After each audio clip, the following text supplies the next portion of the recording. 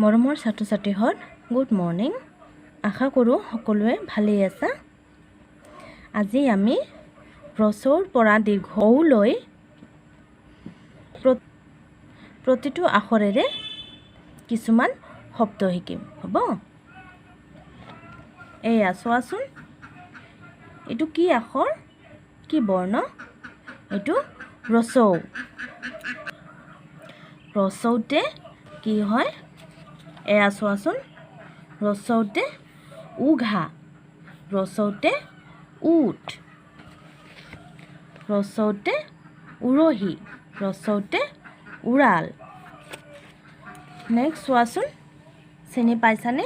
এইটো কি বৰ্ণ? এইটো দীৰ্ঘৌ। দীৰ্ঘৌতে ঊণ, দীৰ্ঘৌতে ঊৰ্ণনাভ,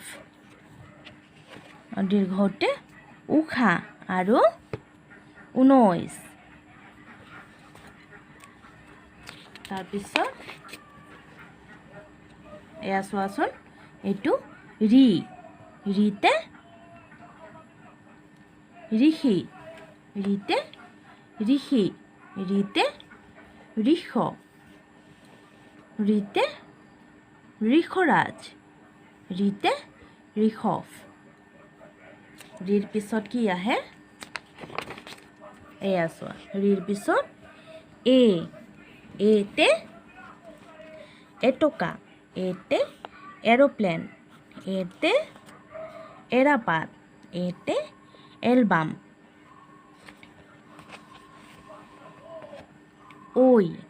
ঐতে ঐৰাবত, ঐতে ঐশানু, ঐতে ঐনিতম, ঐতে ঐতিহ্য। ঐৰ পিছত অতে অৰণি, অতে অজাপালি আৰু অতে ওলকবি। এইটো চোৱা, ওলকবি আৰু অতে অখন।